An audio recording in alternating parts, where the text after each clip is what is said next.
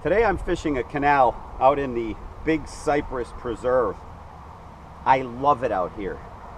It's beautiful, it's remote, there's so much to see. This is where I took my wife on our first date 20 years ago, over 20 years ago. And I'm so happy to be here today because I didn't know if I was going to make it. What's normally a 40-minute drive took 2 hours. 2 hours. There was some kind of construction project and they closed the road.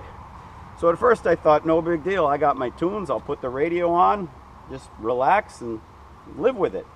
There was no turning around anyway. And then I started to have to pee. Then I started to have to pee really bad. So by the time I finally got to the boat ramp, it was a big relief. But I'm here, I'm on the water, and the reason I chose to come out to the Big Cypress Preserve is, last night I fished. If you saw the video from last night, I did a big explanation of how the conditions have changed here in South Florida. In fact, the last time I was on this body of water, the water temperature was 83 degrees. Today it's 67. And the last time I was on this body of water, there was a high water advisory, and a lot of the areas out here in Big Cypress were closed. Now the water levels have dropped. The water temperatures have dropped, and much of the habitat where I've been finding bass is high and dry on the shore. So I found bass last night in habitats similar to what this canal is loaded with: rocks, roots, bushes, submerged fallen trees, that sort of thing. And that's what I'm out here fishing.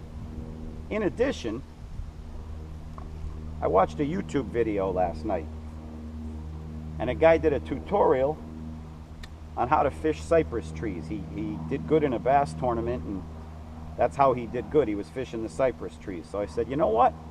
Let me come up. Let me try to do what he did. So if you'll excuse me a minute, I'm going to take this trick worm, throw it in a few different spots, see if I can get us a bass in the boat.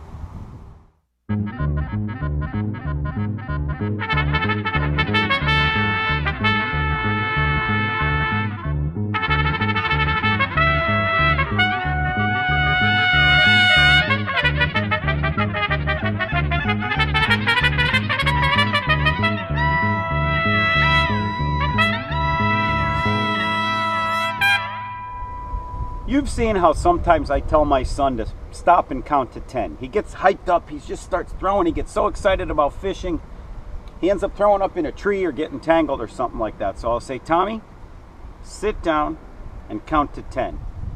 Well, I just made myself sit down and count to 10. In fact, I made myself a little lunch and I stopped, I ate lunch. I'm having a soda here, and I rarely do that. Normally I just kind of eat as I'm fishing. But the reason I've had to do that today is because I noticed in myself the same thing that I noticed in my son. Because I got here late, because I feel like I lost time, I'm rushing and I'm forcing it.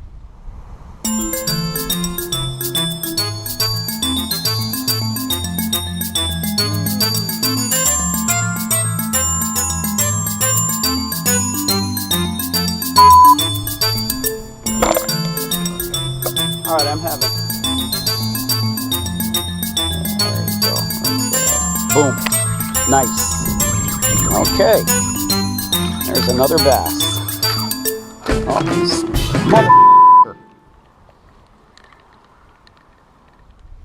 so I recognized that. I gave myself a timeout.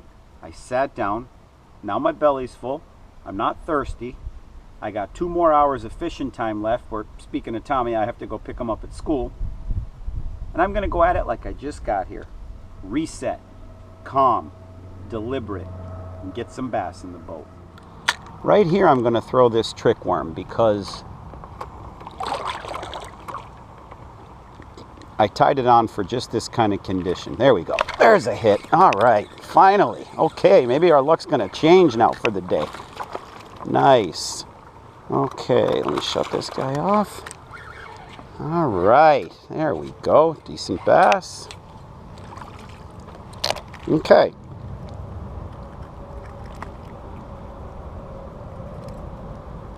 Man, he slammed that thing too. Okay, throw him back. Tommy, I hope you're watching this video. That's why Daddy always tells you you got to slow down, and I hope you see that I also practice what I preach, buddy. All right, let's see if we can get a couple more of these before we go home.